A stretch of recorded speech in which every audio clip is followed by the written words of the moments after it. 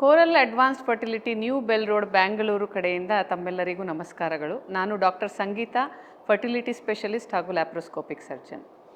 ತಮ್ಮೆಲ್ಲರಿಗೂ ಈಗಾಗಲೇ IVF ಎಂದರೇನು ಅಂತ ಗೊತ್ತಿದೆ. ಇನ್ವಿಟ್ರೋ ಫರ್ಟಿಲೈಸೇಷನ್ ಅಂದರೆ ಲ್ಯಾಬಿನಲ್ಲಿ ಅಂಡಾಣು ಹಾಗೂ ವೀರ್ಯಾಣುವನ್ನು ಸೇರಿಸಿ ಒಂದು 3 ರಿಂದ 4 ದಿನ ಕಲ್ಚರ್ ಮಾಡಿ ಅದನ್ನು ಬೆಳೆಸಿ ಮತ್ತು ಒಂದು ಹೆಣ್ಣಿನ ಯೂಟ್ರಸ್ ಒಳಗಡೆಗೆ ಟ್ರಾನ್ಸ್ಫರ್ ಮಾಡೋದು, ಎಂಬ್ರಿಯೋ ಟ್ರಾನ್ಸ್ಫರ್ ಅಂತ ಹೇಳ್ತೀವಲ್ಲ, ಇದಿಷ್ಟಕ್ಕೂ ಸೇರಿ ಒಂದು ಸೈಕಲ್ IVF ಅಂತ ಹೇಳ್ತೀವಿ.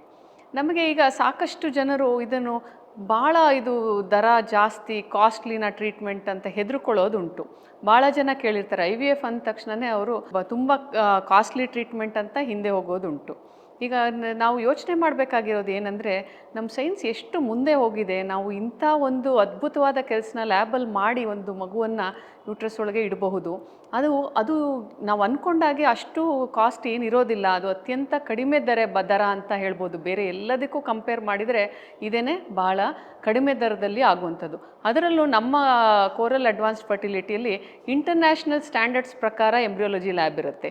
ಮತ್ತು ನಾವು ಎಲ್ಲ ಪ್ರತಿಯೊಂದು ಕನ್ಸ್ಯೂಮೇಬಲ್ಸ್ ಅಂತ ಏನು ಹೇಳ್ತೀವಿ ಎಲ್ಲ ತಗೊಳ್ಳುವಂಥದ್ದು ಎಲ್ಲನೂ ಹ್ಯೂಮನ್ ಅಥವಾ ಯಾವುದು ಎಂಬ್ರಿಯೋ ಟೆಸ್ಟೆಡ್ ಅಂತ ಹೇಳ್ತೀವಿ. ಈಗ ನಾವು ಆರ್ಡಿನರಿ ಪ್ಲಾಸ್ಟಿಕ್ ಅಥವಾ ಬೇರೆ ಮೆಟೀರಿಯಲಲ್ಲಿ ಇದನ್ನೆಲ್ಲ ನಾವು ಮಾಡಲಿಕ್ಕೆ ಆಗಲ್ಲ. ಮತ್ತು ಮೀಡಿಯಮ್ ಕೂಡ ಅಷ್ಟೇ, ಎಲ್ಲನೂ ಒಂದು ಅಂತಾರಾಷ್ಟ್ರೀಯ ಗುಣಮಟ್ಟದ್ದು ಉಪಯೋಗಿಸಿ ನಾವು ಇದನ್ನು ಮಾಡುವಂಥದ್ದು. ಸೊ ಆದ್ದರಿಂದ ಗುಣಮಟ್ಟ ಅಥವಾ ನಮ್ಮ ಕ್ವಾಲಿಟಿ ಅಂತ ಹೇಳಿದ್ರೆ ಅದು ಅತ್ಯಂತ ಮೇಲಿರುತ್ತೆ. ಕಾಸ್ಟ್ ಅಂತ ಬಂದಾಗ ಅದು ಅತ್ಯಂತ ಎಲ್ಲರಿಗೂ ಸಿಗುವಂಥ ದರದಲ್ಲಿ ಮೋಸ್ಟ್ ಅಫೋರ್ಡೆಬಲ್ ಅಥವಾ ಎಲ್ಲರಿಗೂ ಅದು ಕೈಗೆಟುಕುವ ಬೆಲೆಯಲ್ಲಿರುತ್ತೆ. ಅದರ ಬಗ್ಗೆ ಯಾರು ಯೋಚನೆ ಮಾಡುವಂಥದ್ದು ಬೇಡ.